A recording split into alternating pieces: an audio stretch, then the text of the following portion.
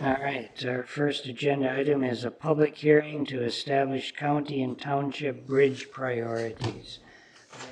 And just Ben, okay. Morning, Chair Wright, Commissioners.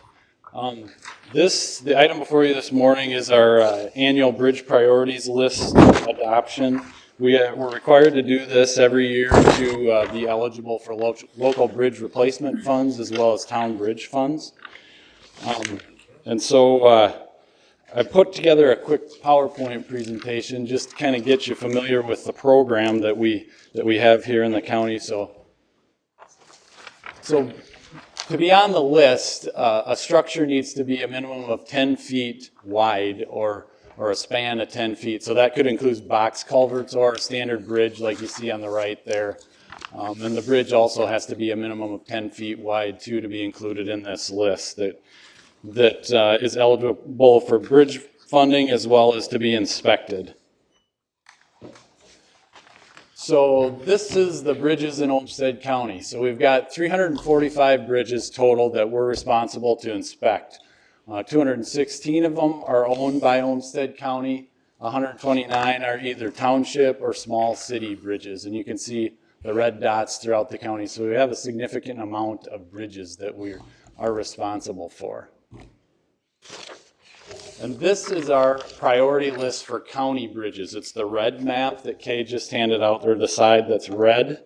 The dots are the locations throughout the county. On the right is the list. The top two currently we have on the bridge bond list that we just found out will be funded through this recent legislature, that they put some funds into the bridge bond, or the local bridge replacement funding. And then we're working on other ones from the top down, basically.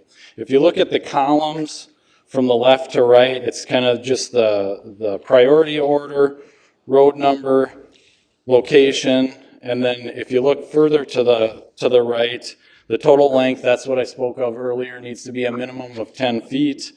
The load posting, whether it's a legal load that's just our standard load for the roadway, or it has a lesser load weight restriction. And then the sufficiency number and LPI number are the two main things on this list. The sufficiency number is kind of the old way of how we used to rate our bridges based on the inspections, and it's getting phased out now. It'll be phased out in 2024, but we're kind of grandfathered in. We can still use that number. Anything below 80 is eligible for replacement and has to be structurally deficient. You see that SD below the number 2 and number 3 bridges to get funding.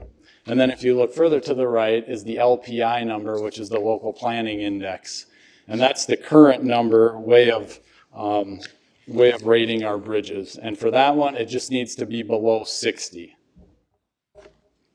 And then if you flip your map over, is the township bridge priorities. And so these are all ones that would be funded through the town bridge account. You see the top two are eligible for funding, and so we've been working with those townships and we're putting plans together currently on those.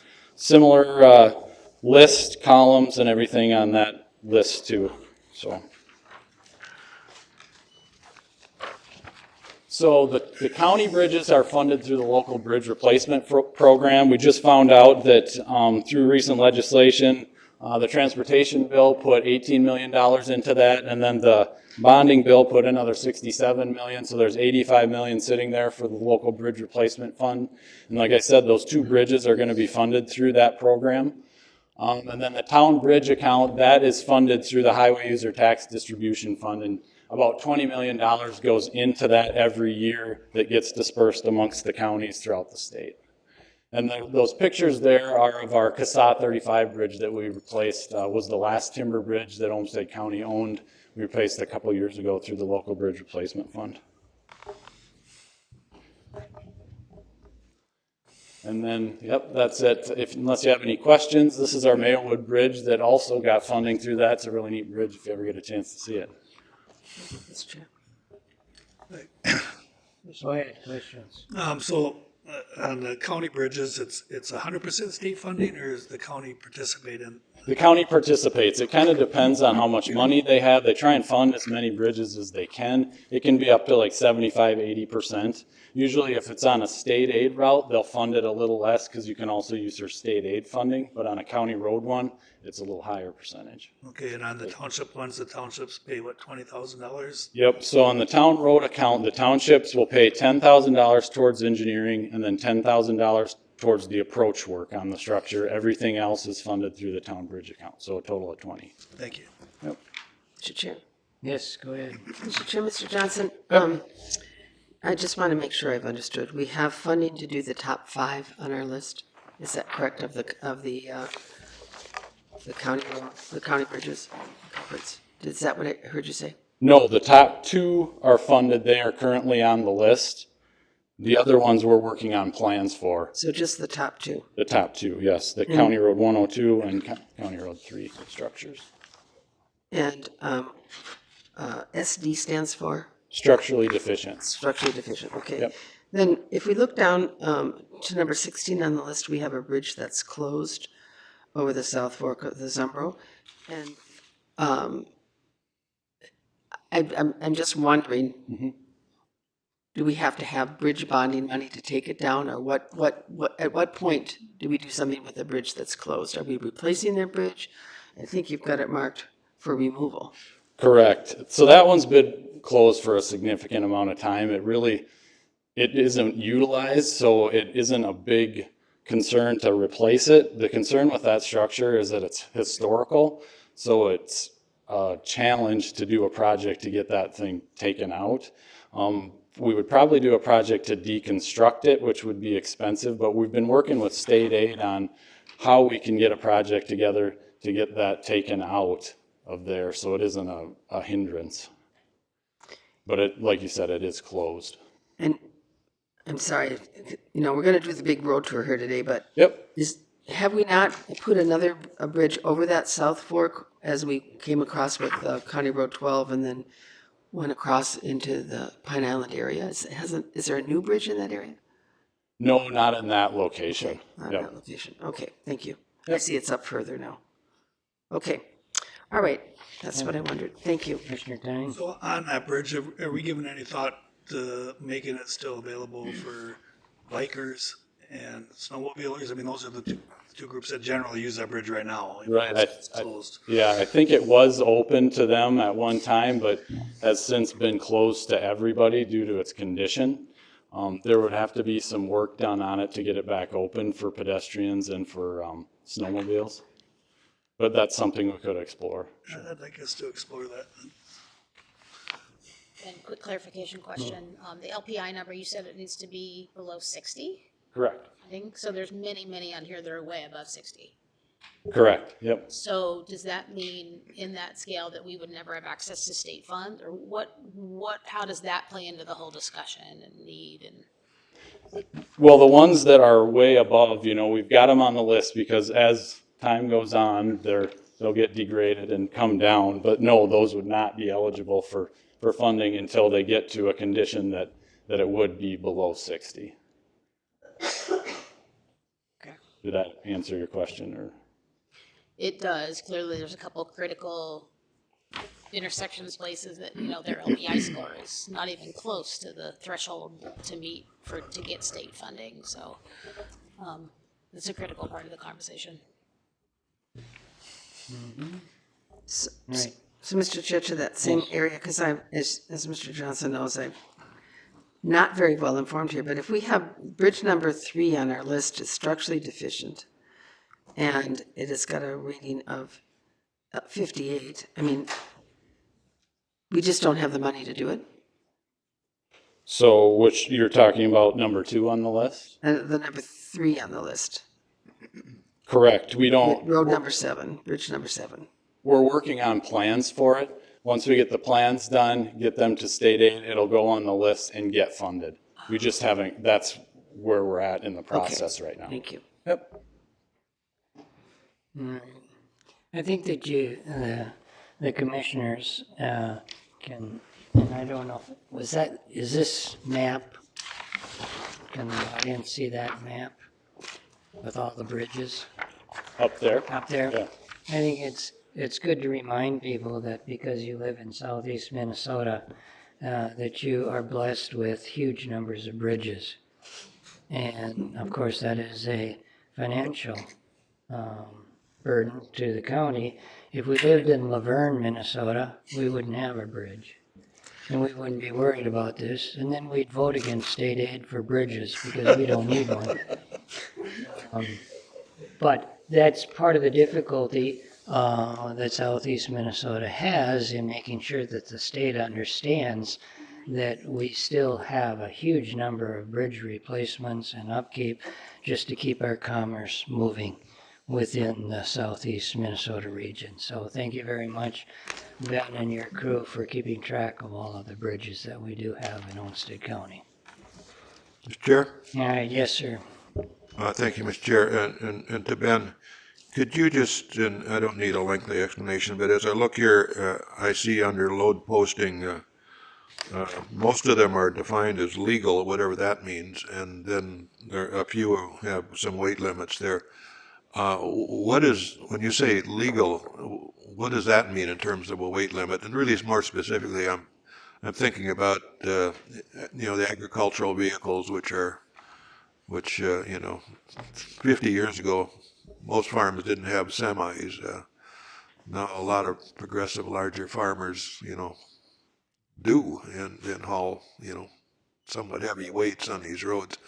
Does the term legal mean that they would accommodate, say, a heavier weight, a semi vehicle filled with grain or whatever? Yeah, so the legal means if you're legal to be driving on that road, the bridge will hold you, is what it is. So if it's a 10-ton road, 10 ton per axle will hold on that bridge, is what it is. If that bridge isn't the same as what the roadway would be, that's when we post it.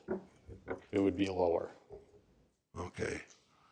And Mr. Chair, could most large farm conveyance trucks, et cetera, drive on a legal bridge? Yeah, if they're legally loaded, correct, they Okay. could. Yep. Thank you. All right. So you need an approval for your suggestions here on which bridges are going to be on priority, Yes. right? And that's why we're going to have a public meeting here. Yep. All right. So does anybody else have any questions for Ben before we open it up to the public? All right. Very good. Stand by. You might have some questions. Is there anybody here in the audience that wishes to? I think we need a motion to open So the moved. public. All right.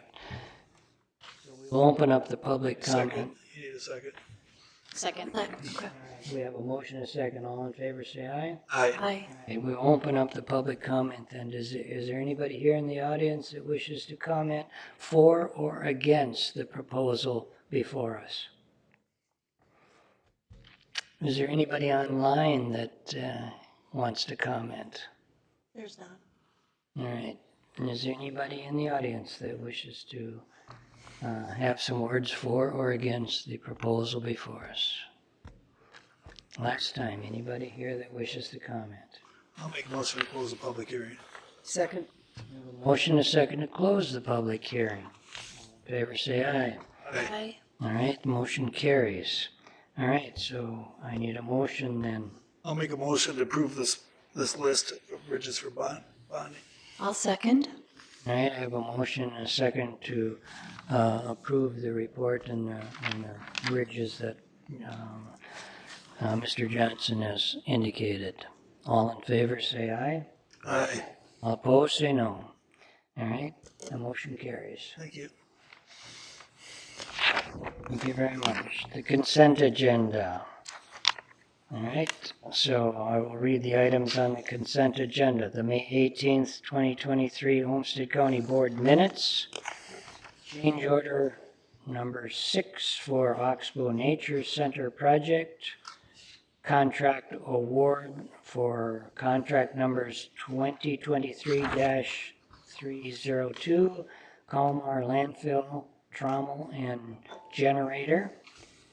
Number D, contract award for SP 055-070-024 rumble strips. Letter E, contract award for SAP 055-614-018, which is CASA 14, and SAP 055-644-003, CASA 44. Letter F, a remodel of County 2118 building. Letter G, revoke County State 8 Highway, CASA 28. Letter H, establish County Road 128. Letter I, final plat for Mayo Woodlands 4th. Letter J, right-of-way plats number 249, 250, 251, 252, 253, 254, 255, 256, 257, and 258 on CASA 5. Letter K, campus water main easement. Letter L, 2023-2025 Employee Association contract. Letter M, voluntary state measures program information. Letter N, gambling permit for Deer Creek Long Spurs National Wild Turkey Federation. And letter O, vulnerable adult abuse awareness month proclamation. Anybody have any questions on the consent agenda? I'll make a motion to approve the consent agenda. All right, I have a motion and a second to approve the consent agenda. All in favor say aye. Aye. All opposed say no. Motion is carried. Number 5, discussion decision items. The Environmental Commission transition. Mr. Geeson.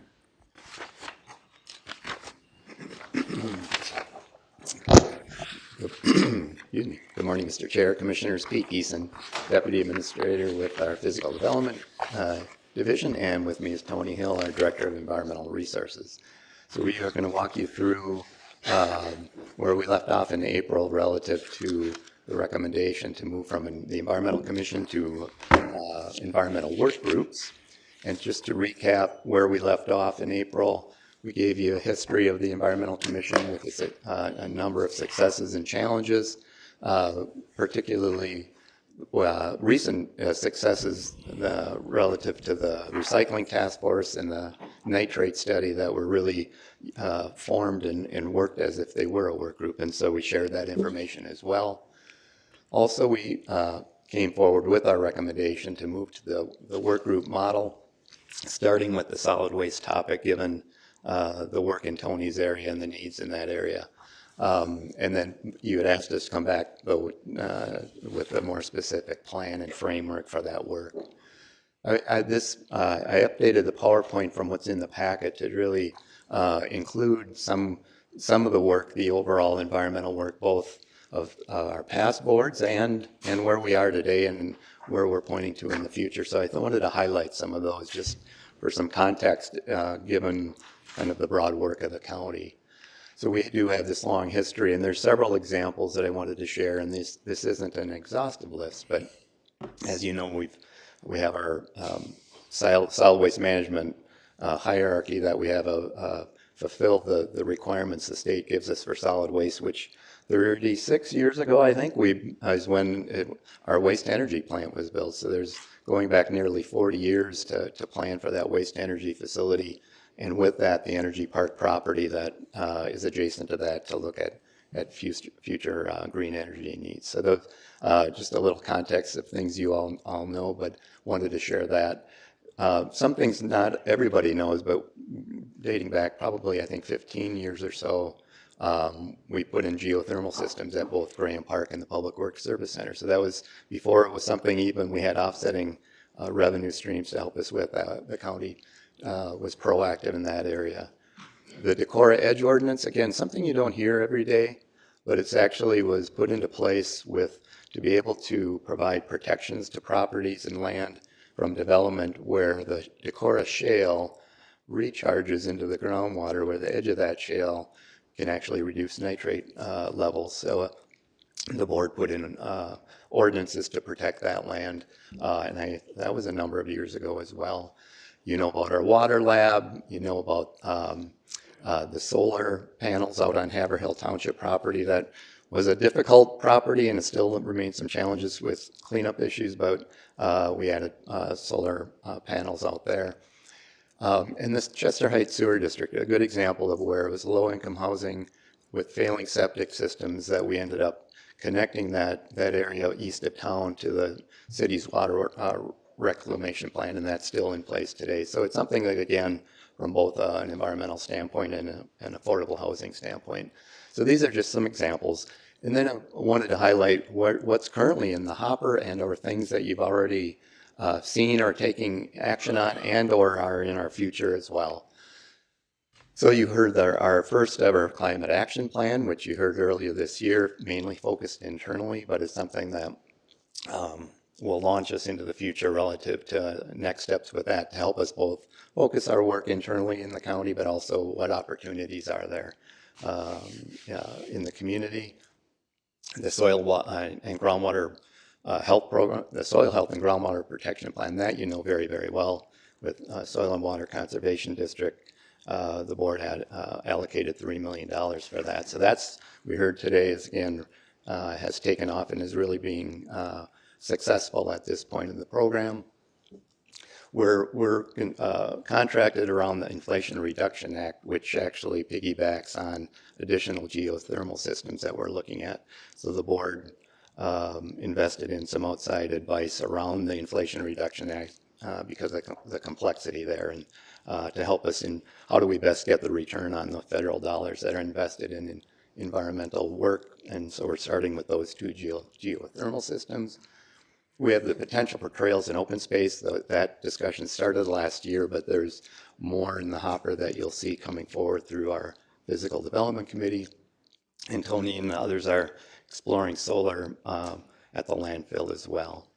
But I'll hand it over to Tony to kind of talk about our more specific proposal. But a big part of your time since April has been in learning more and giving us guidance around the path to our solid waste vision, which is really the reasoning why the need for a work group is there. But Tony, I'll take it from here to kind of share with you where we left off in April, what work has been done around our solid waste vision and our proposal relative to the work group and the framework around that.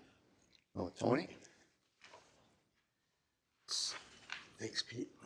So Tony Hill, Director of Environmental Resources, and good morning. So as Pete mentioned, we're looking for a path to reaching our solid waste vision. And as you recall, oops, I did it again. Big one. Sorry about that.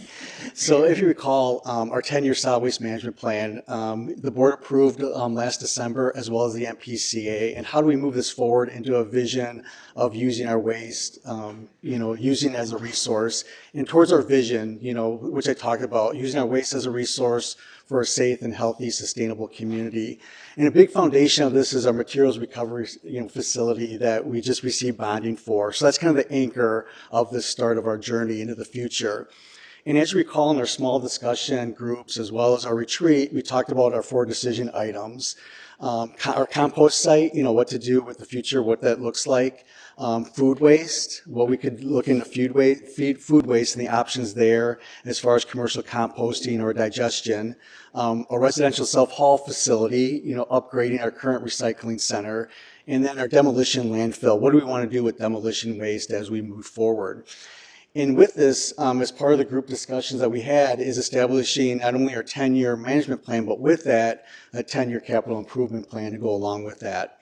And then what do we want to do with Energy Park? What does that look like moving forward? So we had those small group discussions and talked about that at the retreat. The waste plan key strategy priorities that we talked about was, in order to achieve sustainability, the environmental strategies, the social strategies, and the economic strategies behind that. And just some of them are, we want to maximize recoverable resources. We want to expand renewable energy. And then we start looking at the social strategies, more community engagement, more education. We want regional collaboration, and then waste designation and what that means to Olmsted County. And then we move into the economic strategies behind solid waste, maintain a cash balance, analyze our large capital projects, and then data supported decisions as we move forward over the next 10 years. What we want to recommend is starting with solid waste. We talked about our 50-year vision. Pete mentioned that and how we want to move forward. Do we want to look at our self-haul or a new transfer station replacing the recycling center? Of course, that was built in 1986. People that have been there on the tour that we gave, you can see it's outdated for what we're using it for. And then refresh kind of our branding. Everyone remembers that jingle, there's a proper place for all your waste in Olmsted County. And can we, enhance that, develop it better over the next 10 years? And then explore the feasibility of going carbon neutral as a solid waste system and the OWF by 2040. Ambitious, but achievable down the road. And then, again, the specific waste streams, food waste, yard waste, and what that looks like moving into the future. So the framework that we've set up is, of course, the solid waste 50-year vision. I just kind of explained that first bullet. And then the facilitation would be done by Bob Craigs, a solid waste consultant with Burns and McDonald, who came in to kind of lead the facilitation for the retreat recently. And then appointments for this task force would be through the Physical Development Committee. And then public participation, again, inform, consult, and involve. And I'll get to the next slide, who we're thinking and about bringing into that conversation. And then also provide documentation and reporting and provide updates to the Physical Development Committee, and then a final report to the full board. In the duration, we're looking at 6 to 9 months, and we can launch it next month in July. So work group membership, again, kind of like what we did with the recycling task force, residents from both urban and rural communities, businesses, both small and large, nonprofits, environmental groups and others, institutions, and as well as governments such as the township, staff from the city of Rochester, as well as small cities. So that's kind of the framework that we laid out, and then the group membership that we're proposing. So just in conclusion, we really, I think we shared this in April as well. The shift in the recommendation to go to a work group isn't a reflection on less importance on the environmental issues. It's actually a reflection of more emphasis on the environmental issues and the breadth of those issues, from whether it's water protection or solid waste or climate. It's the long list. The Environmental Commission as a body, it's hard to have some technical expertise across the multiple priority areas that we have. So really being able to focus in more on the areas that are in front of us led us to this recommendation to recommend a work group model rather than the commission model. So it's not a reflection of the importance, it's a reflection of how do we be more effective in moving forward. So it's just that laser focus on being more deliberate and really getting the technical expertise, the community expertise and input into the issues that are currently in front of us. There's others on the list, that potential list that we would recommend moving forward. Once we get the work group model established and get a good example under our belts, that we could move into trails and open space as an example, where we have anchor departments. Our Parks and Planning Department can lead that. Our groundwater protection, continue that beyond the producers, but to really focus in on the community's needs around additional groundwater protection efforts, which again, we have our Soil and Water Conservation District and Public Health working in that area.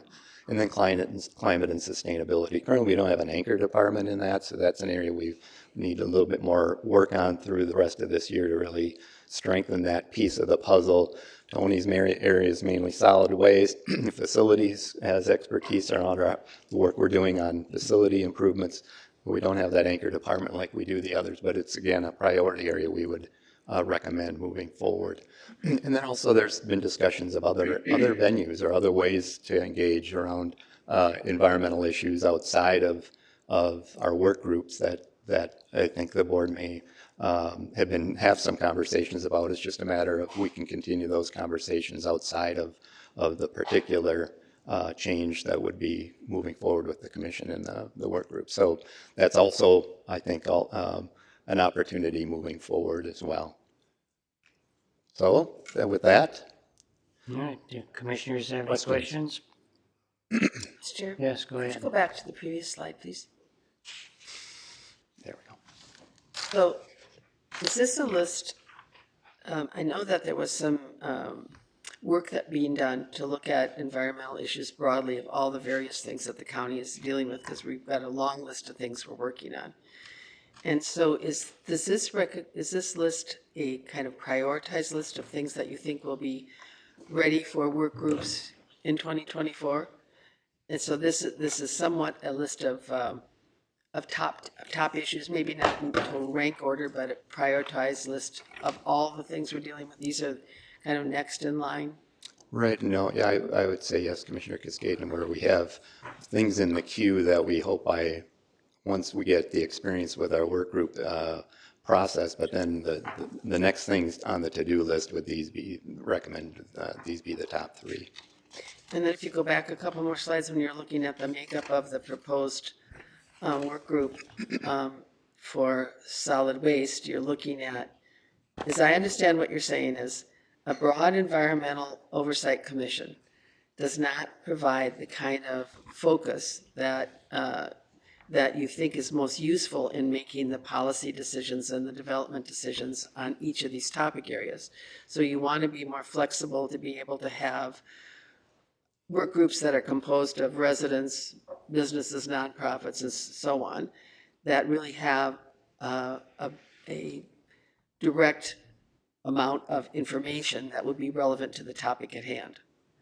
So, you know, if you look at a trail kind of thing, and we've been having some bonding discussions, you know, should be going for money for trails, you'd want to hear from the residents that would be proponents of the trail. You'd want to hear from residents that would be affected by the trail. You'd want an engagement around with people, various stakeholders with a direct interest in that, either because they'd be affected or because it's their line of business or whatever. So that's the goal, rather than a general kind of discussion and all comers. You'd have a series of focused conversations, time limited on specific topics, to come to a set of recommendations. Correct, Commissioner Cascade. It's really being able to tailor the issue to, and the stakeholders that then are part of that, to really tailor to that topic, so that value. And I failed to put on a bullet here too, is membership would include technical experts that currently we may or may not have on the Environmental Commission. So it's this is kind of an example of the key obvious ones, but really each topic then would get a tailored kind of look, which some would be common, like the community at large and the residents, but there's others that would be more focused on the topic at hand. So, Mr. Chair, could I continue? Go ahead. Then the broad climate inventory that's underway by the county, looking at the whole range of things that we are doing to try to be climate sensitive and aware and engaged, that work will continue, and only if there's some piece of that that needs particular attention. These are the things you've identified right now are the ones we're ready to do work groups on.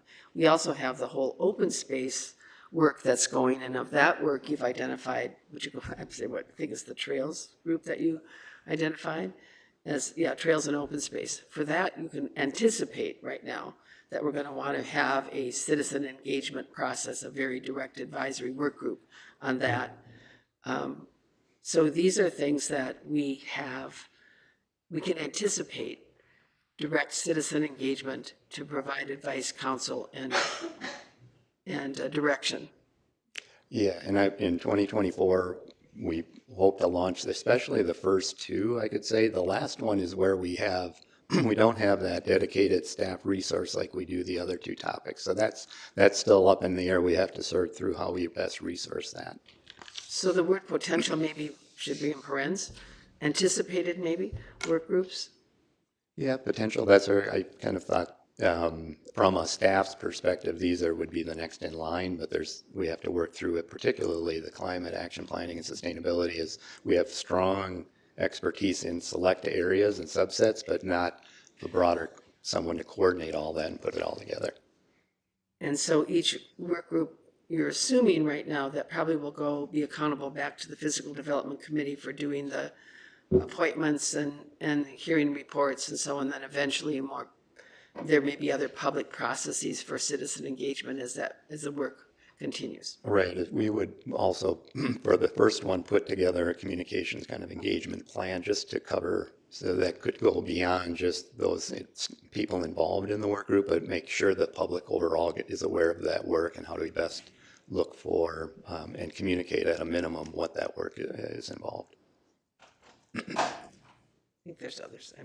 I'll be quiet for a minute. All right, Commissioner Sanju. Thank you, Mr. Chair and Mr. Geeson. So I'm trying to kind of unfold this, at least in my mind. So I'm looking at like a solid waste task group, which seems to me, as I understand what I'm reading and listening to, would be sort of the first group, so to speak, that would be implemented and do their work. And then subsequently, there's other groups that deal with trails, with the groundwater and climate sustainability. Would those groups then be kind of held in waiting until the main solid waste group does their work? Or would they be working concurrently and appointed concurrently and working and so on? That's what I'm trying to understand how this sequence is. Mr. Chair, Commissioner Sentrum, that's a good question. I think there's kind of two pieces to that we would partly recommend launching it into solid waste first and through really the rest of this year to both jumpstart the work Tony needs to get this solid waste vision really energized, but then also to make sure we're working through it or have figured out the best way to carry this out. So it's partly a learning on our process of what lessons learned can we get from this solid waste work group. Then based on those lessons learned, we could launch into these other work groups next year. Whether those, even if we pick two more topics, whether they could be concurrent work groups is a good question. We haven't really analyzed the staffing needs around that, but I would think we could, depending on the pace and the focus of those work groups. At least a couple at a time it might be possible next year. I just hate to commit to that now because I think we're going to learn from this first experience to really inform how do we best, because we want to be successful. The goal isn't a number that we have going at one time to us. The goal would be how do we be successful at the work groups that we do carry out. Thank you, and Mr. Chair and Mr. Geeson. It's easy to, I won't say, it's hard for me to say this, to overthink these things, but we're in the midst of a gold rush right now with respect to money that's available through the federal government. And for instance, the $115 million in the state competitive grant program that's a 2-year appropriation. It may not all go out the door in 2 years, but you can't believe it might not either. And if we're going to take any advantage of that, it's, I think, important to step out and lead out, so to speak, from the standpoint of engaging in seeking that kind of money. And what that does, it pays the local match for the Inflation Reduction Act application later on. But it's there, and it won't always be there. And so.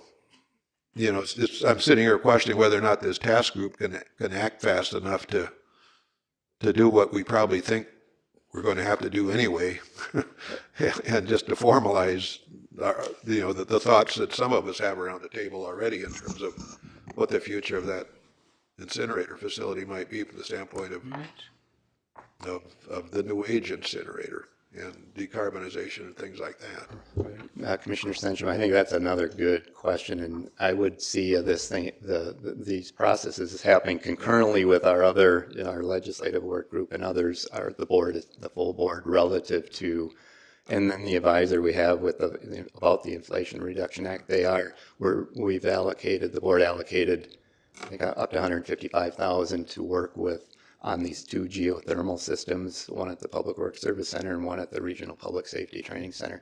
So those are where we're the starting point. However, additional direction from the board on going beyond that, that could actually feed into the work group discussions throughout the rest of this year or not. I think the timing with our having an advisor to work with, they are aware of our waste energy needs and what that may or may not mean to the Inflation Reduction Act. So the timing may be good. It's hard to predict whether there's an direct correlation to the work group yet. I think there could be, but it's just maybe too soon to say for sure. But it doesn't preclude us from continuing to pursue those avenues with the Inflation Reduction Act. If that makes Mr. Chair, I've been on the other end of the food fight with respect to money up at the state, and most proposals come to the altar of state government with not well thought out. We all know that.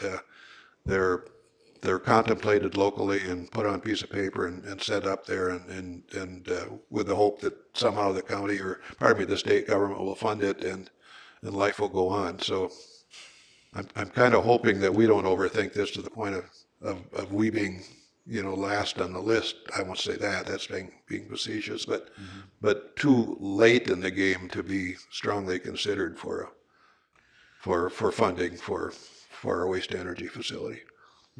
Thank you. And the chair recognizes Heidi Welsh. Mr. Chair, Commissioners, I was just had my hand up a little bit ago to kind of reiterate what Pete's saying, that we have staffing going forward now on that funding. So we've got Baker Tilly in place. You've got a legislative work group. You've got physical development staff. The physical development committee has participated in that. So that work is proceeding. I just want to assure you that we're not waiting around, sitting on our hands about the money that's available.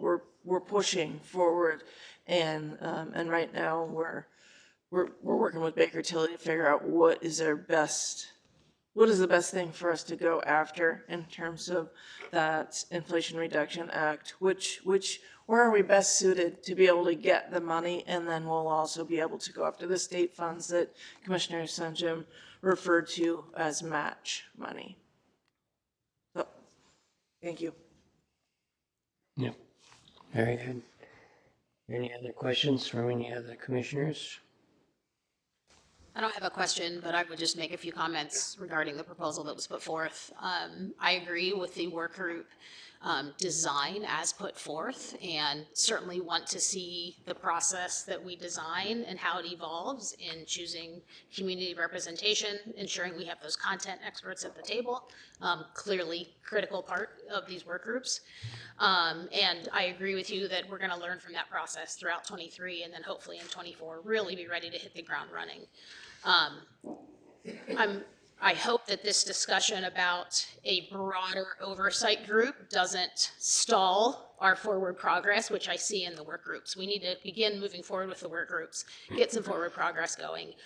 I do feel that a broader oversight group that includes other community partners, we need to have the city at the table with us because they have strategies going forth and we need to be working collaboratively.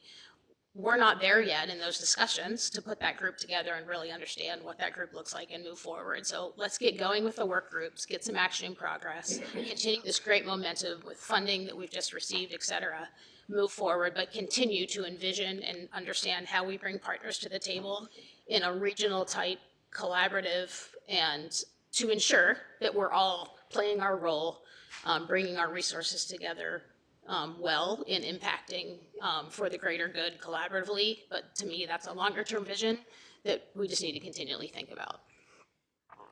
Mr. Chair. Yes, ma'am. I'm reminded of things that it is very difficult with the strong interest on environmental issues, climate, groundwater protection, all the things. It's a really, really broad array of topics. So having a single environmental commission provides a focus, but it doesn't necessarily provide the expertise. I concur with Commissioner Rossman that we do still need to think about how do we get that collective look, collective action as a community, at least a focus with what's happening with other jurisdictions. And we do have experience, it's kind of ironic for us now. We've got the 10 million to move forward with materials recovery facility, but we don't really have our city partner fully at the table helping us advance that, which we would like to see.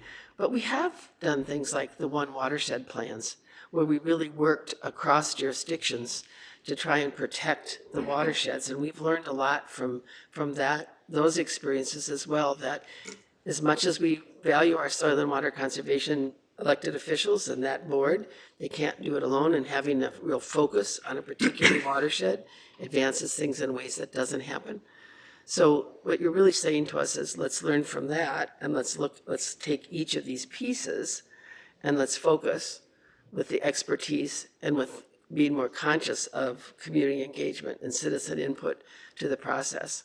And I think there's real value to that, so that we really can get a stronger focus and we don't get bogged down. If everything has to go through one commission, it can take longer, because then we have to get it on their agenda, and then we have to do there's a process that can slow things down, whereas a work group can be a little more fleet of foot. But I don't want us to lose sight of the need to do this cross-jurisdictional, more community-wide collaboration. What is happening on environmental protection, on climate change, on climate response? How are we managing our waste together? How are we managing our groundwater protection together? And that together piece is the county can't do it alone. So, and sometimes getting other jurisdictions to the table is a challenge, but when citizens ask for it, it's more likely to happen.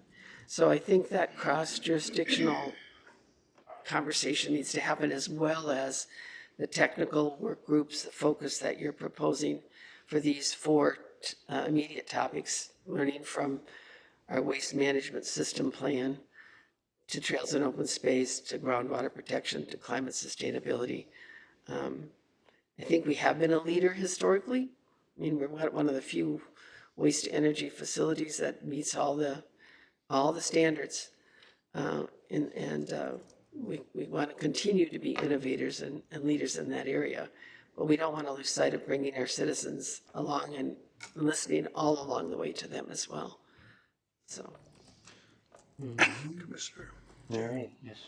Well, I'll start out with, I want to thank Pete and Tony for your work on this. It's very much appreciated. I've spent most of my 7 years, not all of it, but most of my 7 years on the Environmental Commission, and I can tell you the Environmental Commission in reality is different than the Environmental Commission that's in some people's thoughts.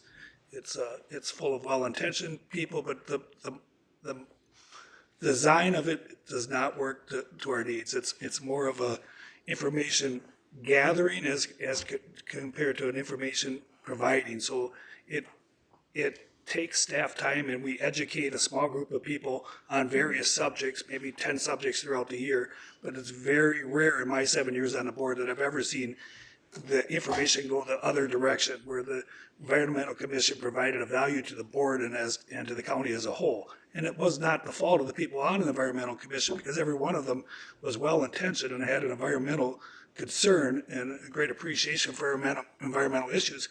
But as mentioned, there was no expertise in any one issue by a majority of the board. So you might have had me on there with some expertise on groundwater and somebody else on there with expertise on agriculture, but it was 10 people with 10 different areas of expertise. So by design, it could not work. It hasn't worked in decades, and I look forward to transitioning into something that provides value to the residents of Olmsted County.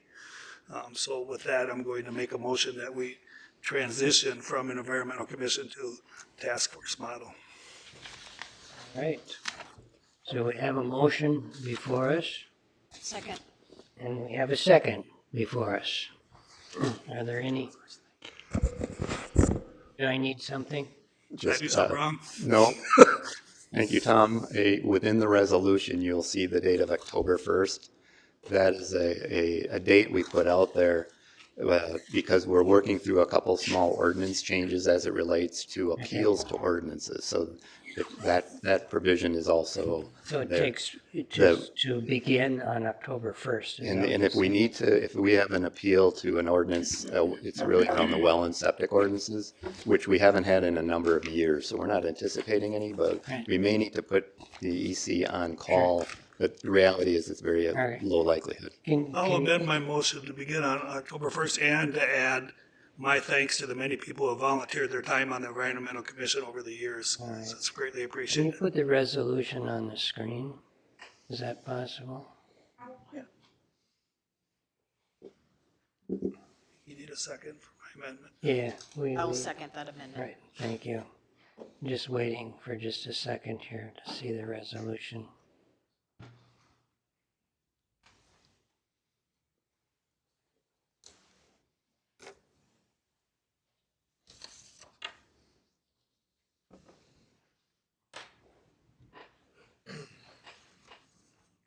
Yeah, I think it's down from there. Yeah, we're down. It's page 151. Thank you, Brent. Different 151. Let's see, yeah, it's the other 151. There we go. Yeah, that was it, wasn't it? No, that's the resolution. Yes, that's the resolution.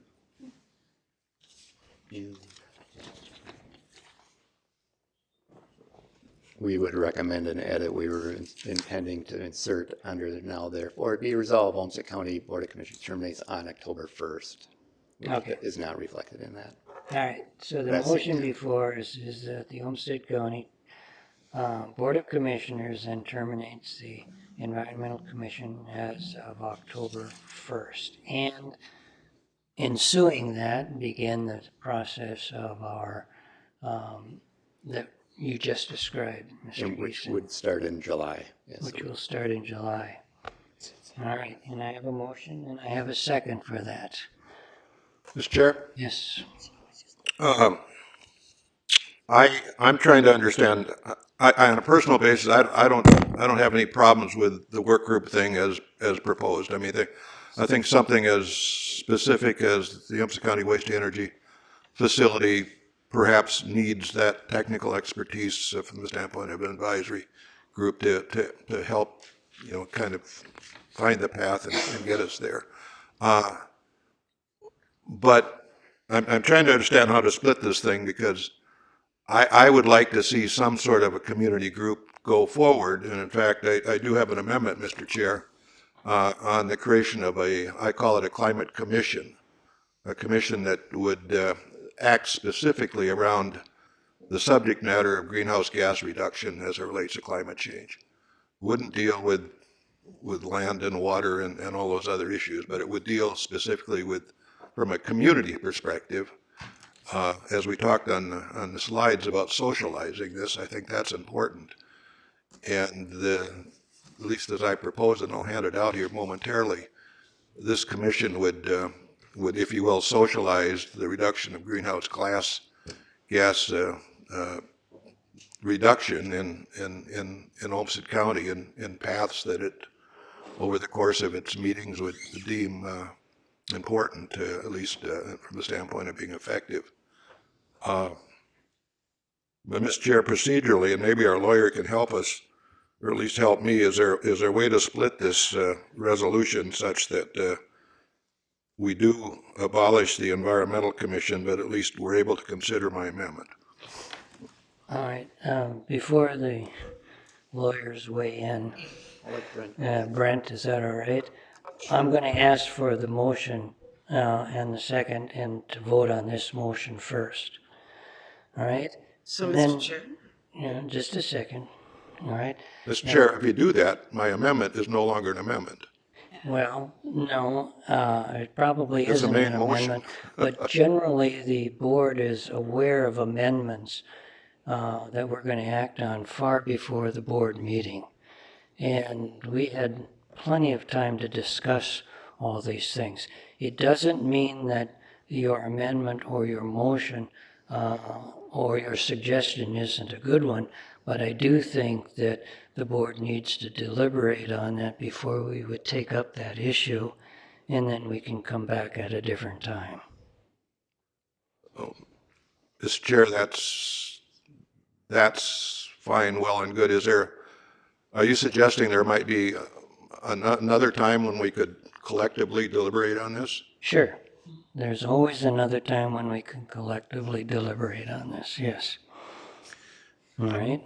Mr. Chair, just for the benefit of the public, I just want to go through it. Again, it would be a commission designed to address specifically greenhouse gas reduction. It would be 10 members. The administrative committee of the board would have to approve those members. It would hopefully have a balanced perspective. 3-year terms. The group would certainly work with other governmental units and advisory groups, perhaps advisory from the standpoint of private groups in the county that think about these things as well. It would review federal and state legislation. It would be that place where the citizenry could come and offer their suggestions about their thoughts on community greenhouse gas reductions. It is more not about what Olmsted County government does, albeit they could come to this group with policy recommendations, but it's how we move forward within the community relative to this. Frankly, it's a global threat. It's probably not talked about in this vein so much in Minnesota, but you don't have to go too far where people will talk about this being one of the greatest threats to mankind ever, maybe short of nuclear war. And I hate to be that blunt about it, but it is. It really is.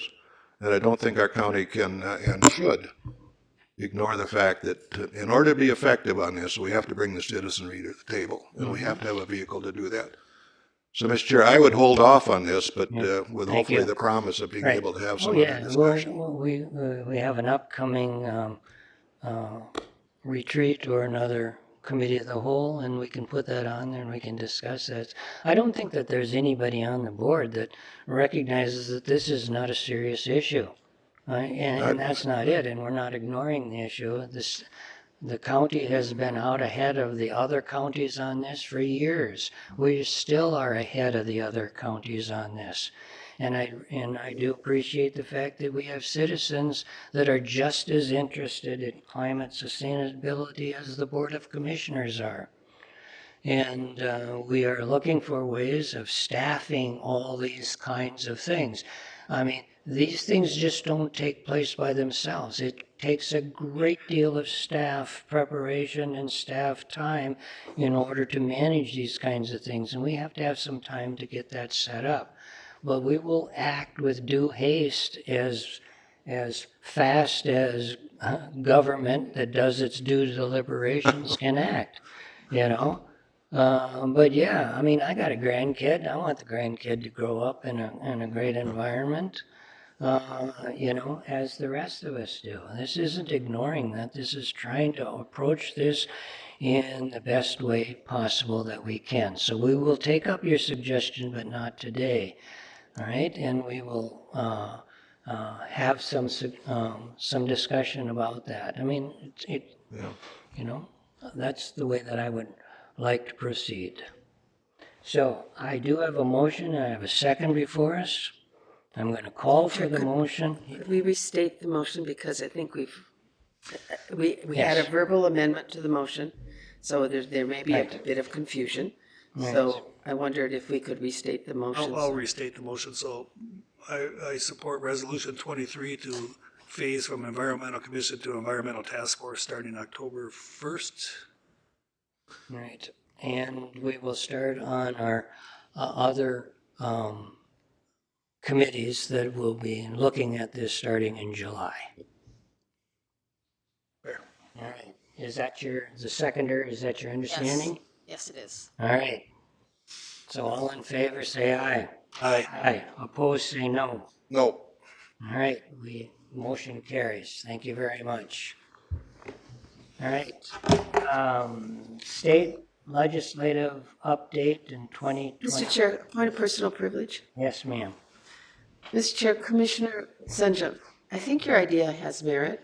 I think surprising the board with a big proposal like this, there are alternative ways to help us think about things in advance. I'm very pleased that the chair has agreed to add this to an upcoming agenda. But I think that it is helpful to us to know ahead of time. I've been guilty of that myself and been told, please don't do that. And so I'm just suggesting that there was opportunity to let us know, and in the future when you have great ideas, let us know so we can think about it a little bit ahead of time and think about how to move forward. So with that, Mr. Chair, I appreciate the opportunity for a point of personal privilege. Very good. Mr. Chair, and Senator Cascaden, it's what I've found is the difficulty. I mean, within the first 5 minutes of my elected office here, I learned about the open meeting law. And that's not to make excuses. It's just hard to talk about vision, short of going out and having coffee at everybody, and that's. Mr. Chair, you can that's always difficult. ask for time on an agenda. Yeah. And, you could have, in this particular instance, you could have said, as we're coming to it, rather than we're to the point of amendment, that you'd like time on the agenda to consider an alternative. And then there would have been total open meeting, and it could have been sent ahead of time. We could have thought about it a little bit ahead of time.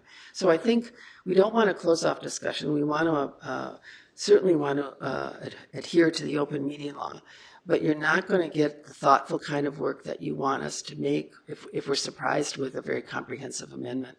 And I certainly learned that last month when, I haven't even made much progress on my idea of having a coordinating body for environmental issues cross-jurisdictional. I've advanced that idea, but it hasn't gotten very far. It takes some time with these things.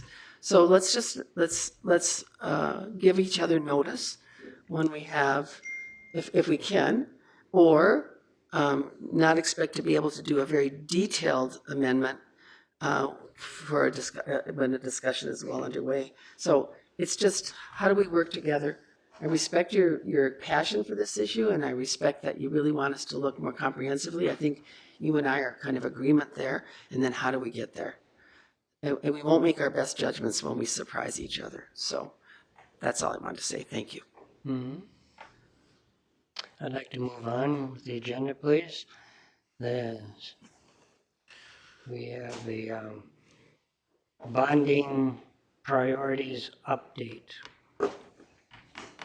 Who's going to present? We both are, Mr. Chair. Hey, Good morning, Mr. Chair and members of the board. For the record, my name is Jennifer Bergquam. I'm the Legislative and Policy Analyst with Olmsted County. Good morning, Mr. Chair and Commissioners. I'm Zach Fees. I'm the Legislative Policy Fellow who's been working with Jennifer this session. So we're happy to be here today to share with you some results for Olmsted County from the 2023 legislative session. Here, I'll get the clicker going. I say this every year, and this year is no different, that every session is different. It has been different for me. So the pace was really intense and fast this year.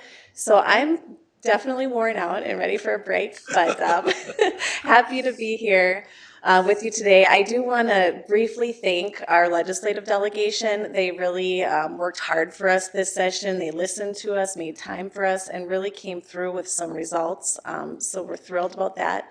I want to thank the commissioners and the board. You guys were supportive through testifying, visiting with legislators with me. That really makes a difference, meeting face to face. We have a great team of department directors that provided legislative support and testimony. I think Dave Dunn probably gets the award this year for testifying in the most committees. And then I want to thank Zach too. He really provided a lot of support this year, monitoring committees when I was busy doing other things, and it just was really helpful. So we'll jump right in here. So I said every session is different. This session was unique in my mind because we had a DFL governor and majorities in the House and Senate. So three one-party control in all three bodies, so kind of known as the trifecta that they're known by this year. Mostly new leadership. You'll see the photos of the legislative leaders up there. Speaker Hortman, who's on the top, let's see, on my right, maybe you're right to the second from the right, and then the governor returned. Everyone else up there is new. So we weren't quite sure if that would factor in to end of the session negotiations. Overall, they went pretty well. There was no special session, but you would expect that in a year where one party is in control of the governor and House and Senate. The other big item this session was an unprecedented budget surplus. I don't know that we'll ever see another surplus like this. It was $17.5 billion.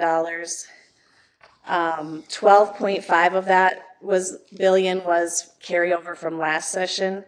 And we estimate that there will be a 5.366 billion surplus for fiscal years 26 and 27. And I'll turn it over to Zach. Did you just say that we're expecting another surplus? Yeah, the forecast in February anticipated about 5.366 billion in the tails. So I think they've already actually anticipated that in their spending through this last legislative session. So we'll have to look at the forecasts as they go forward. We'll see the first major forecast in November to see if that is still holding up. Thank you. Yeah, so like Jennifer said, there was a one-party trifecta in the state government this year, which allowed them to move at a very rapid pace.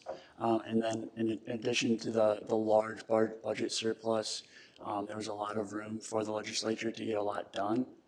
The previous couple of years, committees were done remotely. This year, they actually went back to being in person for the most part, but with a hybrid option, which allowed some flexibility for the legislators.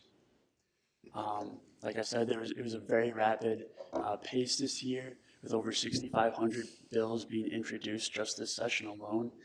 For context, I think there was like 10,000 in the last biennium, so it was a big difference this year.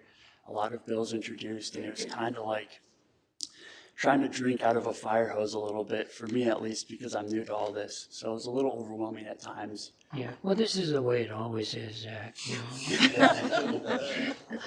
People that don't know, this is Zach Fees. He's one of our interns here. We're very happy to have him and help us out with the legislative stuff. Continue, please.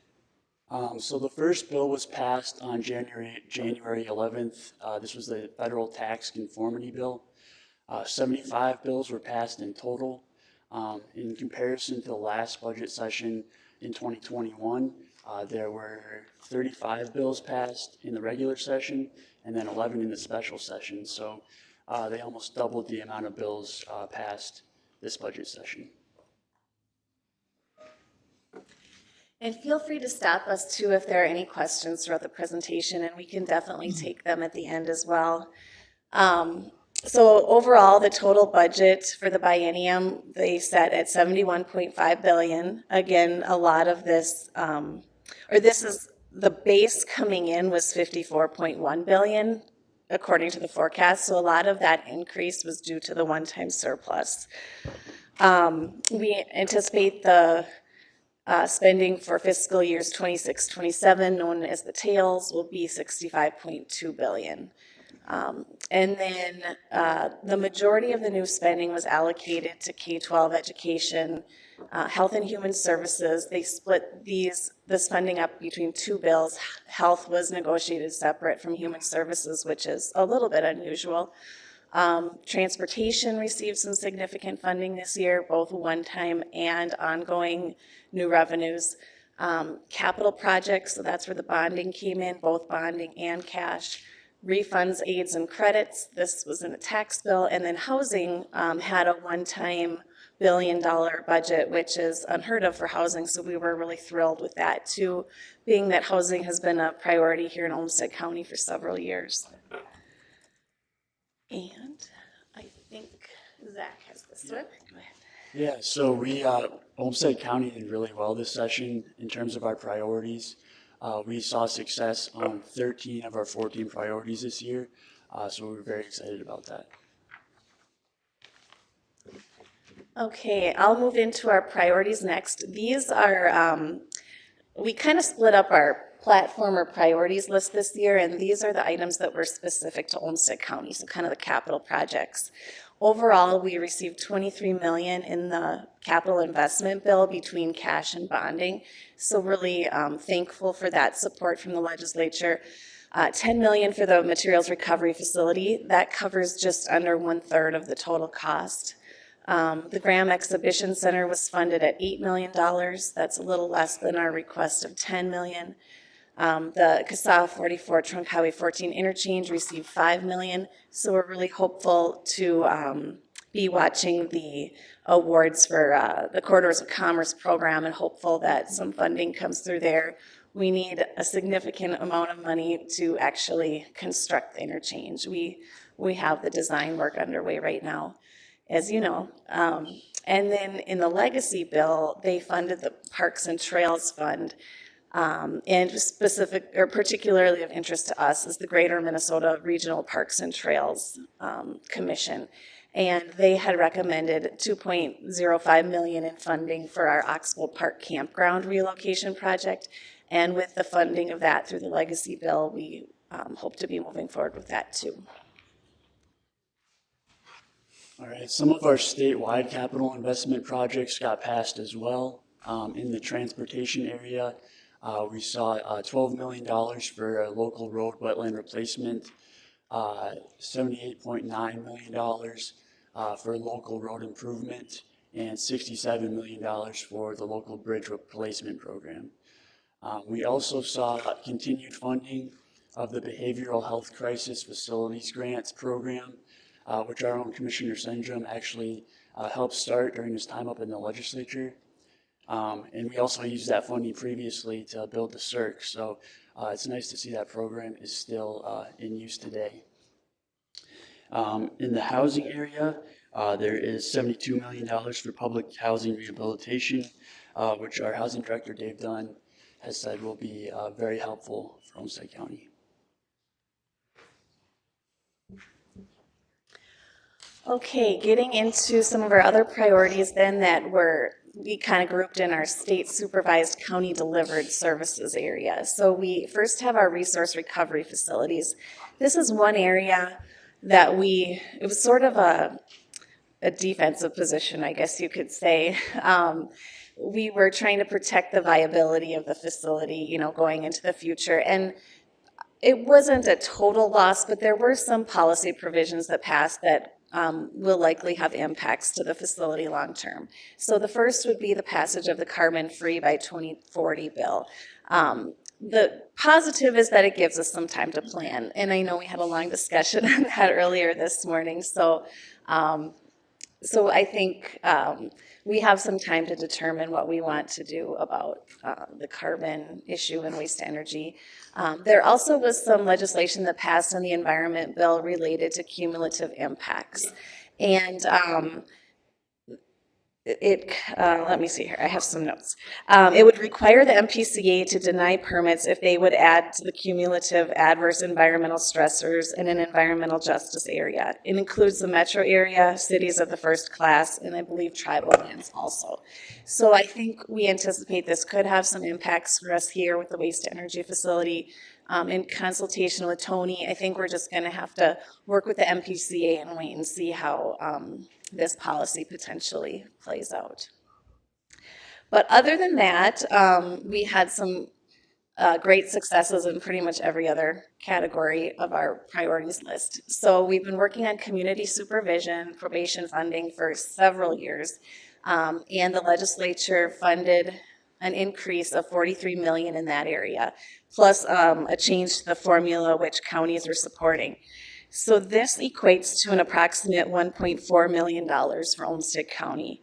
Currently we receive about $1.9 million. So I think that's a significant increase for us. Also a great positive in the county budget impacts area. So these are kind of the tax bill issues. County program aid received an increase of $80 million for all counties. The estimate for Olmsted County on this is a 30.7% increase, about $2.4 million. We also had property tax relief as a priority, and there was an expansion of numerous programs that we were supportive of, including the market value exclusion, property tax refund, targeted property tax refund, and senior property tax deferral programs. The one area that did not pass that we were hopeful for was the construction materials sales tax exemption. They were considering like a statewide policy. The governor had that in his proposal for a short term. The House had it going out indefinitely initially, and then the Senate ended up moving forward with just individual local governments that came forward requesting the sales tax exemption. So that's ended up to be what passed. Next slide. Zach has this one. Yeah, so there are quite a few other provisions in the tax bill that are of interest to us, including the $300 million in one-time public safety aid. Counties and tribes will get 30% of that $300 million, and Olmsted in particular is expected to receive about $2.4 million of that funding. The public safety aid can be used for mental health crisis response for peace officers and public safety staff, de-escalation tactics, community engagement, and things of that nature. There were also increases to payment in lieu of taxes, and there was a new soil water conservation district aid program included at about $15 million. There's also a new local housing aid program, which includes about $6.8 million annually for counties. And 2/3 of that money is required to go to counties in greater Minnesota because the metro area counties already have a sales tax for their housing. There's going to be a slight reduction to local homeless prevention aid. It's going to be about 12% less for counties. So for Olmsted, that means about $95,000 less per year. And lastly, there's a change to the SCORE funding. For SCORE funding grants, 3% of the solid waste management tax is going to be transferred to SCORE grants for counties. So currently, 30% of the tax goes directly to the general fund. Now instead, 3% of that tax will go to SCORE grants, which is pretty significant. The original goal of the legislation was 30% for SCORE grants, but with the 3%, we can expect to see potential increases to the tax or to the revenue in the future. And as tax receipts increase as well, revenue will also go up. And the tax bill was really large. There was a lot in it. So we encourage you to check out the MICA or AMC summaries if you want to dig a little bit deeper into that.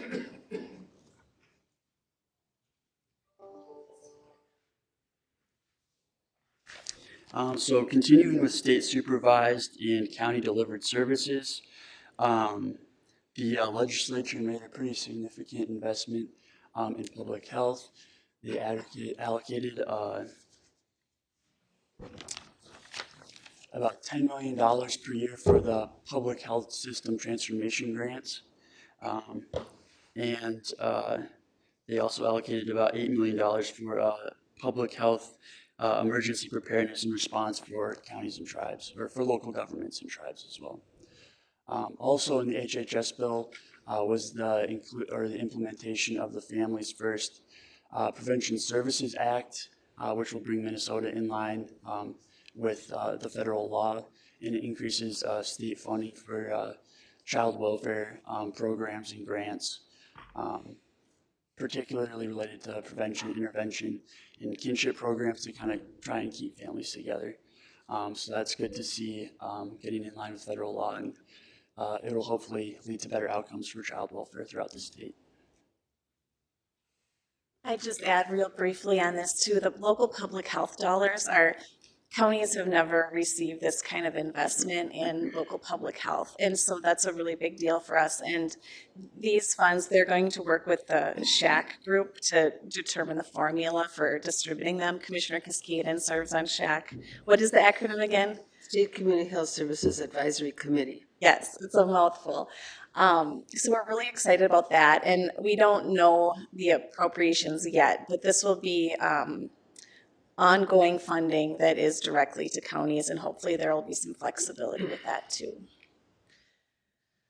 The next slide relates to our mental health priority.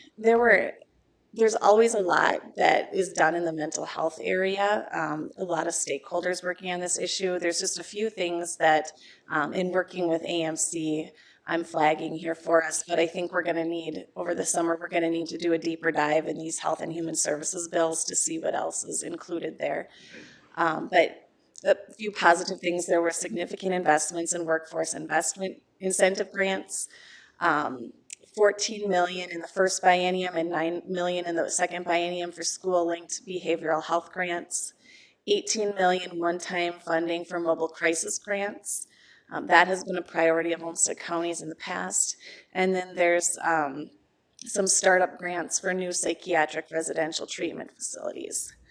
I also want to change a flag to the 48-hour rule, and someone in the human services team, or potentially the county attorneys or the sheriff, I know you guys are all involved in this issue. I think the situation, and someone correct me if I'm wrong, but when someone comes into the jail and they're experiencing like a mental health crisis or exhibiting some kind of mental health symptoms, there's currently a rule that they must be placed within 48 hours into a more appropriate treatment setting rather than the jail. And I think the administration was advocating for not having that rule anymore or changing it because it was really hard to be in compliance with it. So my understanding is that for 2 years, they changed the law so that the 48-hour rule will start when a bed becomes available. I think that counties, sheriffs, county attorneys had some concerns with this, but it's what passed. It's going to sunset in 2 years, and then there's a task force that was created in the statute. So these groups will continue to work on that. But I don't know if there's anyone here. County Attorney Oster, maybe you'd like to comment on that. I have a lot of comments about that, but I think the essential bonus out of this is that the 48-hour rule has kind of sort of been suspended, even though they didn't comply with it. But the benefit to the counties is that DHS will not charge the counties when a person is still in ANOCA and hasn't been placed. So it could save the counties millions of dollars. I know we've got our whatever it takes group up there, and Olmsted doesn't really have a problem with the back end of this, but all counties have a serious problem that the 48-hour rule has just never been complied with. So the bonus is that DHS won't be charging the counties that exorbitant amount of money. Yes, and that's a very positive too. Thank you, County Attorney. Mr. Chair, can I just follow? So with that being suspended, are you aware of any initiatives that would create new beds? Or did the legislature just walk away from that issue? Well, I know there's some crisis center beds, but I personally was not too involved on this issue this Okay. session, but what I've heard AMC staff say is that they really didn't do very much to create more beds, which I think is what the hope was. But hopefully through the work of this working group over the next 2 years, that can be the main focus. I don't know, County Attorney Ostrom, what do you have thoughts? I think he was more involved. Yeah, the Urban County Attorney Association really took this up, and there was some counties were threatening lawsuits against DHS to make them comply. The reality is, the legislature walked away from it, but the compromise was not to charge these exorbitant fees. No new beds are being contemplated out of this, which is unfortunate. That's what we need more beds. thank you. So the legislature decided to address the outdated health and human services technology. This has been an issue for quite a while now.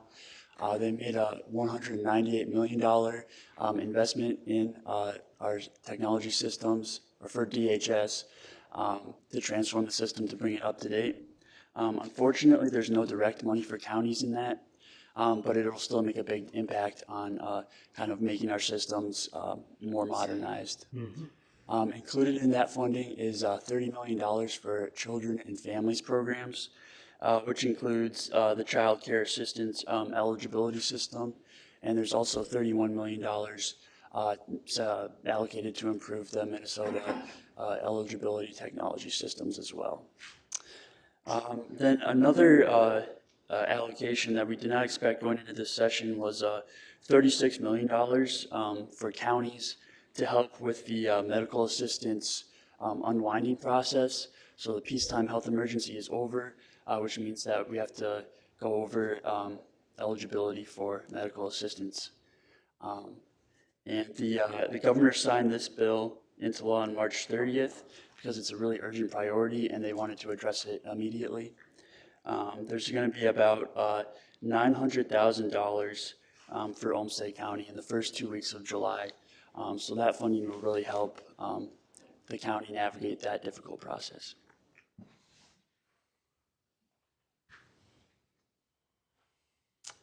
And another big priority for us going into this session was to support state funding for housing. So we're happy to report that the legislature made a historic $1 billion one-time investment in housing this session. Some provisions that we might be interested in are $200 million for housing infrastructure bonds, $100 million for emergency shelter facilities, $15 million for public housing rehab, $46 million for state rental assistance, and $90 million for a new community stabilization program. And this is in addition to some of the housing provisions that were in the tax bill as well. And we also, Jennifer already mentioned it, but we want to thank Dave Dunn for all the hard work he did advocating on behalf of this issue this session. It really helped me and Jennifer out a lot, so we really appreciate it. All right, another statewide priority we had was transportation funding, both bonding for our local government transportation programs, but also for increased ongoing state revenue. So overall, there was a $1 billion of general fund spending in the transportation bill in the first biennium. A lot of this was surplus dollars, and there were some earmarked projects in there. Unfortunately, our project was not, but we're still optimistic for other funding. Over the 4 years, there was $3.8 billion of ongoing dedicated revenue in the bill. So most of this increase came through the increase to MVEST, tab fees, metro sales tax, a new retail delivery fee, and the indexing of the fuel tax that went indexed with the construction, or I guess it's with the construction cost index. So it's capped at 3%. I believe the tab fees and the indexing of the fuel tax are the two greatest increases for county funds that will come through to counties. So there's over 162 million new revenue anticipated in the first biennium for the CASA fund and over 321 million in the next biennium. There were 18 million from the general fund in this bill for the local road improvement program. That was also funded in the bonding bill, and another 18 million from the general fund for the local bridge replacement program. And Ben talked about the importance of those dollars this morning when he was talking about all the bridges we have to inspect and maintain. 153 million in the bill for corridors of commerce. Again, that's a really important program for us. We're hopeful to get funding for our CASA 44 interchange through that program. And one of our commissioners, I think here, was pretty instrumental in getting $350,000 in fiscal year 24 to develop a transit management organization here in southeast Minnesota. Yeah, that would be Commissioner Cascaden. Thank you very much, Commissioner Cascaden. And I think this next one is mine also. We also had kind of a broad priority related to the shortage of workforce, particularly in the HHS settings. I mentioned earlier, but there were workforce and incentive grants for long-term care, residential care, home and community-based services, behavioral health, and early intensive developmental and behavioral intervention. There were rate increases, many rate increases for mental health services, PCA services. A lot of that, those dollars were included in the human services bill, so that's why they had such a large spending target. There were grants to expand the healthcare workforce. There's public health. One of our 3 focus areas was public health workforce, and there's funding for the AmeriCorps grant program. There's $1.942 million per biennium to strengthen and evaluate the community health workforce. In the child care area, which was another one of our bulleted areas, there was $45 million in grants to support child care settings, including stabilization grants, workforce development scholarships, and provider support. And then $21 million for child care investments and technical assistance in the Jobs and Economic Development Bill. There were investments in CCAP, particularly of interest to us. They permanently reprioritized the basic sliding fee, which was something we had been working on for several years too. So this is a big area. They tried to do a lot across many different areas of the budget, and hopefully we'll see some positive impacts for our workforce. Go ahead, Zach. So there are a few other bills that were passed this session that will not necessarily be in direct priorities of ours, will have a pretty big impact on how our county operates. For one, there's going to be there is the repeal of the local government salary cap, which will affect the salaries for staff here at the county. The big one this session is very newsworthy, was the adult use cannabis legalization. Olmsted County did not have an official position on this issue, but we did support local associations in their efforts to add some more local control provisions into the bill, and they were successful in those efforts. There were some local control provisions related to zoning and land use, licensing, things like that, which will have a positive impact for local governments. There's $10 million for public health outreach and education, and very importantly, there is revenue sharing with local governments. So for the 10% sales tax for cannabis, 2% of that will go towards local governments, with 1% for counties and 1% for cities. So those will all have a positive impact on counties as they deal with the legalization. The second big bill that was passed this session was the paid family and medical leave, which establishes a state insurance program to provide up to 20 weeks for paid time off for family and medical reasons. It'll be funded with a 0.7% payroll tax that employers are required to pay at least half of. And the benefits for that program will start in January of 2026. Okay, that's what we have for the state legislative priorities update. Real briefly, I'll give a short federal update. Back in March, we did submit some projects for the community projects, also known as congressionally directed spending requests, or more commonly known maybe as earmarks. So we've submitted 3 projects to our local federal delegation members, Congressman Finstead, Senator Smith, and Senator Klobuchar. We submitted the interchange, $3 million to the 2 senators, and at the recommendation of Congressman Finstead, we increased our request to $5 million for the interchange.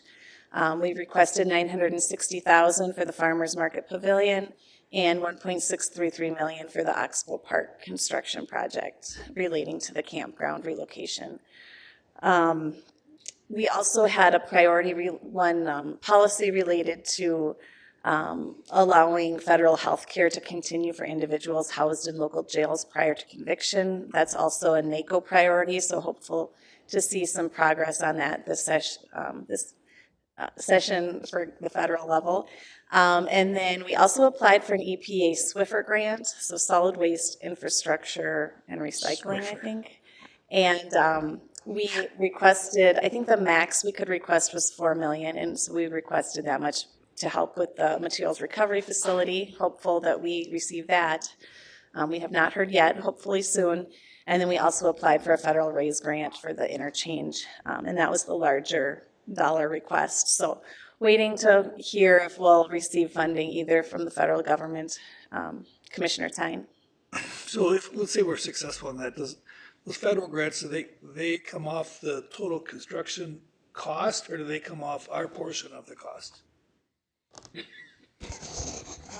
I may have to defer to Ben or Kay. Mr. Chair, Commissioner Tyne, I believe that would come off from the, are we talking about the materials recovery facility? Oh, we're talking about the interchange. The interchange.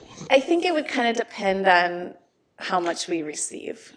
Let's say we get $10 million from the federal government. Is that coming off our portion, or is that coming off the total project?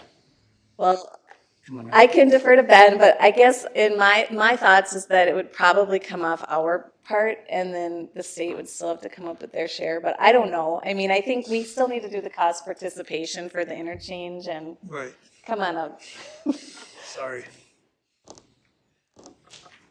I'd like to say it's ours. I'd like to too, but. Well, when we put in for the raise grant, we put in for the whole piece that is left. So it'd be our portion plus the state's portion.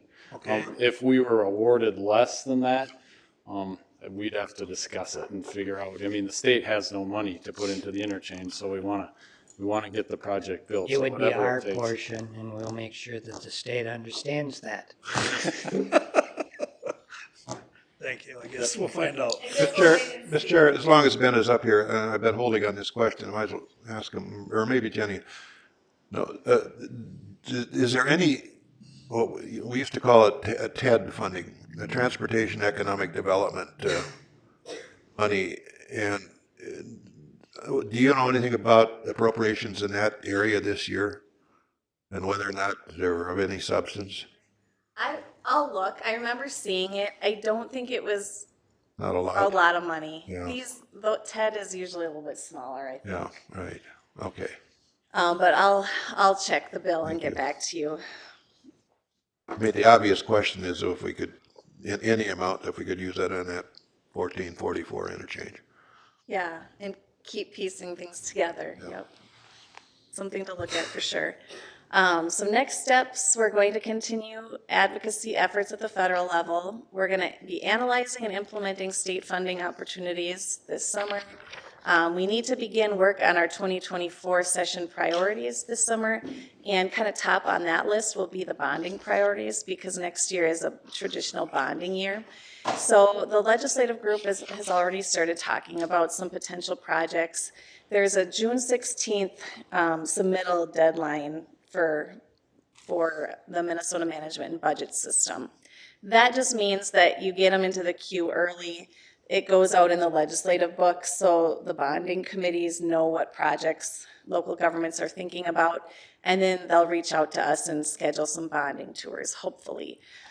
There's another date in October that we can finalize our bonding requests. So if we want to make any changes to them, I think if we want to submit a new project or something too, we can do that. The detriment of waiting until October is that you kind of miss getting in the legislative book for the bonding tours. So we're starting that. We're planning to submit some projects for June 16th, and we'll be communicating that with you all shortly. So stay tuned for those, for that information. And I think that is all we have for you today. I wanted to share a few photos that I have from the legislative year. At the top, that was our testimony in the Transportation Committee on the interchange, and so you'll see Commissioner Rossman, Senator Nelson, Commissioner Senjum, and Kay Beniak.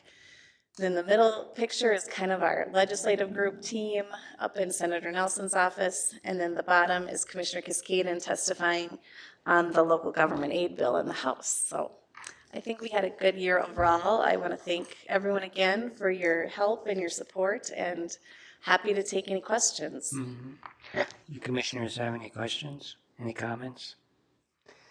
Mr. Chair, Yeah, comments. Chair, just a What a list. comment. I want to thank both Jennifer and Zach rather, for all that they did. That's a lot of hard work, a lot of late night reading, and a lot of trying to figure things out. So thank you to you, both of you. Thank you. You're welcome. And Mr. Chair, to echo that, with all the, the fact that our own staff, like Dave Dunn and others, are being called on is really wonderful, that our broader expertise is being recognized, but that still all funnels through you for things to get done, to get organized, to get scheduled. And our array of interests has broadened greatly over the last several years. And then a couple of us are more active as well. So I know that the workload was really big. And the amount of stuff the legislature dealt with, 6,000 bills. They used to do 4,000 in 2 years. They've done now 6,000 in 1 year. And then all omnibus bills down to 75. That's mind-boggling. So a lot of extra effort this year, and coordination with other counties as well. So really, really well done. thank you very much. Mr. Chair, can I just ask this too? I'm not asking you to do this, Jennifer, because it's so much work, but I'm going to guess there's probably 20 to 50 grant application, program grants within this legislative session that the county might be interested in. Some are, again, direct appropriations to local governments, but others you have to apply for. Does anybody within the sphere of AMC or anybody else, Micah, put together a list of those that you have to apply for? And if they do, at some point, this board ought to probably look at that list in conjunction with staff. Yeah, that's a really good point, Commissioner Senjum. And I do think AMC is starting to put together a list, and Zach and I can be working on that throughout the interim too. I also would encourage all the department directors to work with any affiliate groups that they're part of, whether it's MAXA or MACAC or all these acronyms. And there's just so much that passed in the bills, and to really take a deeper dive throughout the summer here to try to learn more. But yeah, I will be in touch with Micah and AMC, and we'll see if we can get a list together of some of the big opportunities, not just big opportunities, but any kind of opportunities that come our way. Thank you.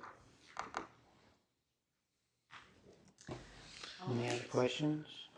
Thank you. Comments? Thank you very much. Mr. Chair. Yes, ma'am. I'm just wondering, I thought today we'd be looking at a tentative list for bonding projects. Are we not doing that today? Mr. Chair, Commissioner Cascaden, we're still putting together the brief descriptions we have 5 proposals for the 2024 bonding. And so we're going to do that in writing with you first. And then I've been talking with Administrator Welsh about whether we can use a retreat or a committee of the whole or some other mechanism this summer so that you have time to discuss them. So we'll need to work with the legislative group to meet that June 16th initial timeframe that Jennifer mentioned. But we have until October to make our final changes. We also need a resolution from the board to say these are our 5 projects and this is the priority order that we want them. So we would use that retreat or committee of the whole time to really firm that up before we have to take that final step. Okay. Very good, thank you. Yeah, I can assure the board that they're all very good projects. And it was very hard to limit it to 5. So I just want to point out folks that might be listening in today that although that we're very gratified that the legislature did award a lot of money, we're still waiting to see how it's going to affect Olmsted County and what our formula might be. But it doesn't mean that we don't need money. all right, and that the waste-to-energy facility was bonded at $10 million, but the total project right now is somewhere around $36 million. And that in order to reach our climate sustainability of zero carbon by 2040, that's going to take more technology than we had originally planned on. And that technology is going to cost a lot of money. And then there's also other legislative issues that we have to be involved in, which would be like the Producers Responsibility Act, so that the producers reduce the amount of trash that they're sending out the door and be responsible for recycling it at the end of their life, which we don't have yet. And so that when our recycling center gets these products, we are going to have to do something with them, and we're going to have to make it carbon neutral. So those kinds of things are still out there that have not been funded yet, but the county will be working with the state and others in how we're going to fund those things so that we can meet the community's expectations of carbon neutral by 2040.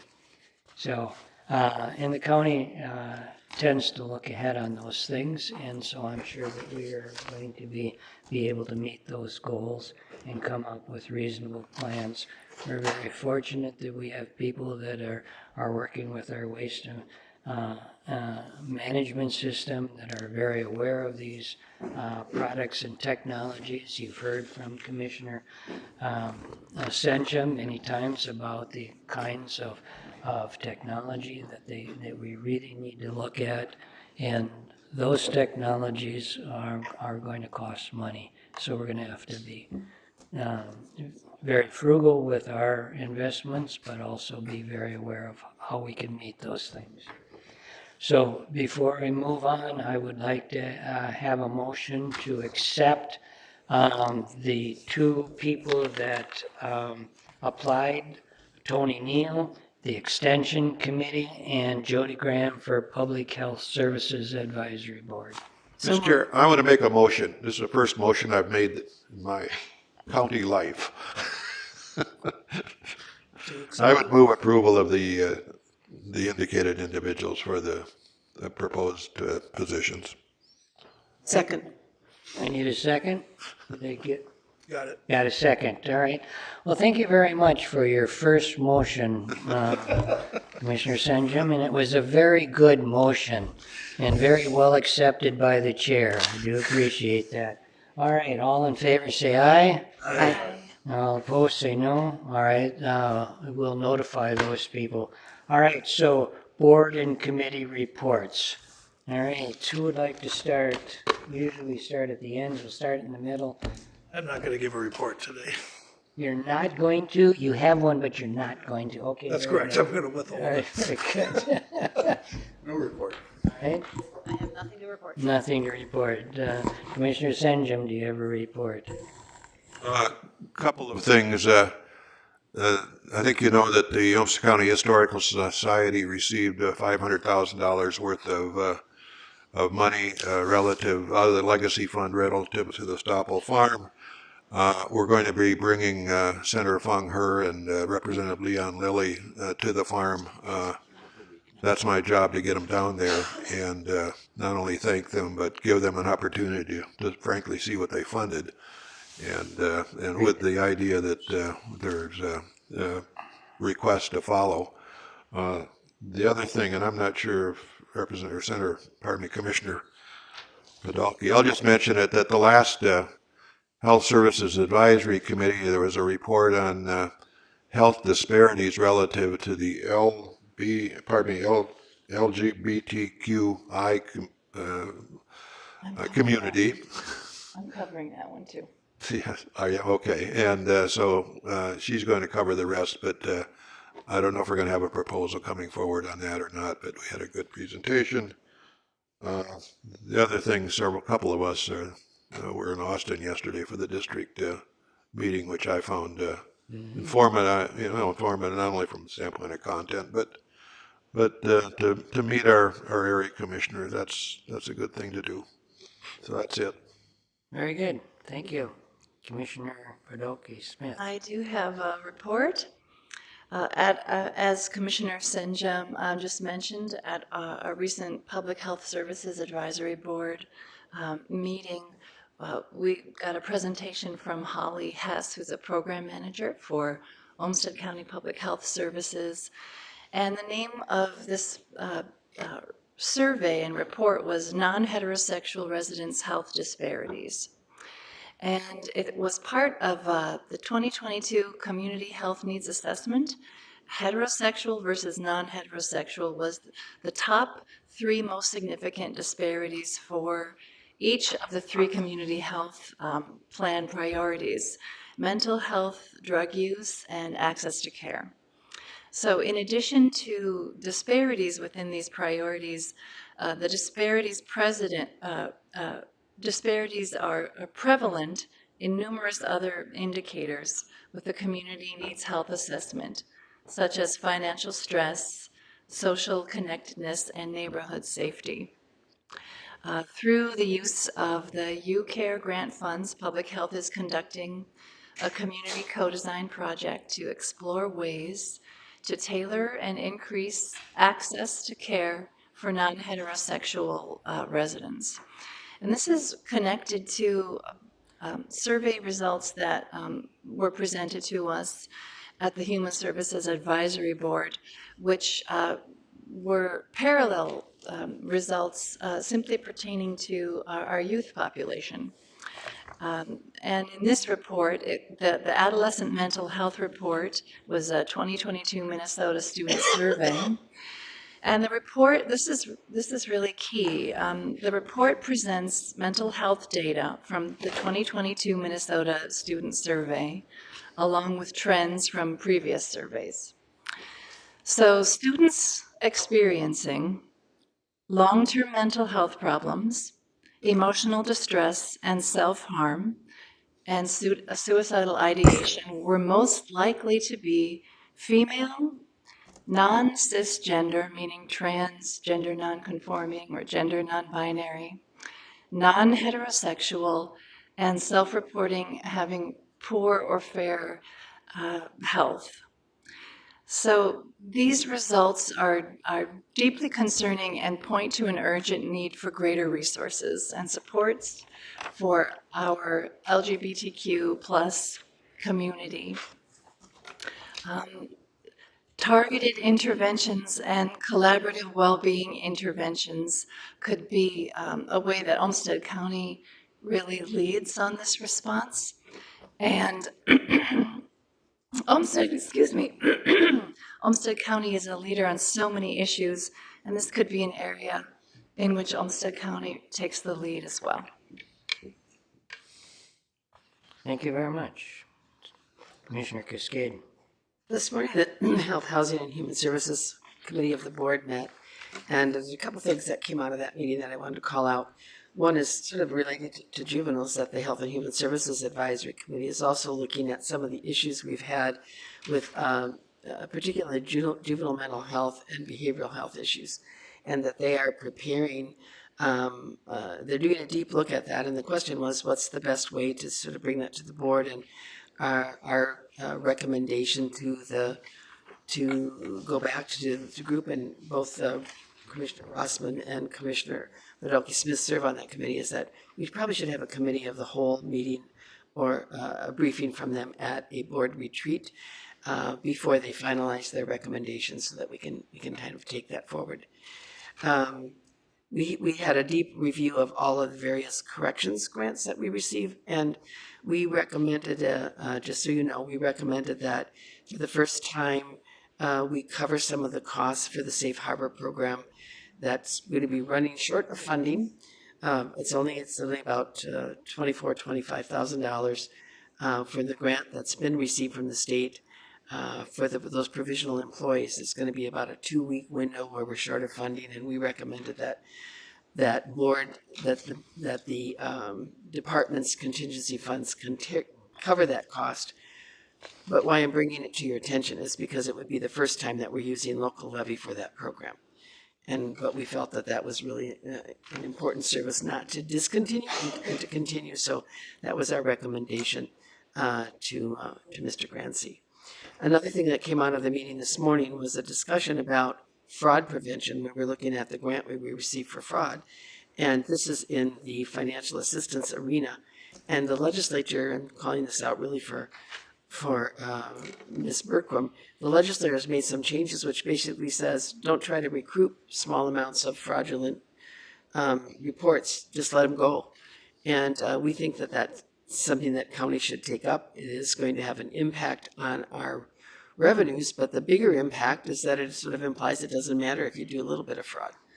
And so we think that that's not, we think that needs attention, legislative attention, and asked for some information that we can take through the Association of Counties and through the Minnesota Inter-County Association for a deeper look at that, at the consequences of that administrative decision. And then the final thing I'd report on to you is from the Coalition of Housing. This is the coming week, is the week that all of the grant requests to the Minnesota Housing Finance Agency have to go in. There are about 6 projects that are in development in our county, and 4 got coalition support to go forward, including our Maywood project, which the admin committee looked at doing a little work on this morning. The East Side Apartments, which are up on 4th Street by Three Rivers Community Action. There's a Restoration Glen, which is also with Three Rivers Community Action and Bear Creek Services out along Maywood Road. And there's another senior project that is coming in. One of the good news things about some of these proposals is that we are taking a good, strong impact on the amount of senior housing that's needed. Pleased to see that. But also, there are a couple of the proposals that are multifamily housing that would have 3 and 4 bedroom units, which we know some of our families really need those larger family units of our low-income families. So hopefully, with all of the funding we've just heard about, we will be well positioned for the projects coming out of our county, our not-for-profits, and our own county proposal to get some funding. So we have 2 for the not-for-profits, well, 3 actually, because Volunteers of America is another one of the proposals that's for a large project for senior housing. So that's my report, Mr. Chair. That's a nice report. It's good stuff. All right. So I have 2 things. First of all, Olmsted County did join the Regional Trails Association, and I attended that first meeting. So I intend to learn a little bit more about how they operate and how they are able to secure funding and how they are able to choose which trails the region really wants to focus on. Probably be working with Carlin Ziegler and the park board on those issues too, about looking at regional trails so that we can get some of our county parks connected with the current city trails and other trails, and possibly a regional trail that will go to Wasioja and beyond. And also, Commissioner Senjum, Commissioner Cascade, and I attended the Region 9 EMC meeting, and one of the things that I thought was quite interesting is that we had a study on the demographics of commissioners. So 35% is the number that I think is interesting. Of the commissioners that are currently as a commissioner right now, 35% of them were at one time a senator or a representative in the state of Minnesota. Now, the reason I think that's curious, it should be the other way around, is that 35% of senators and representatives should have been a county commissioner first, because then they had realized what the heck they're doing to the counties.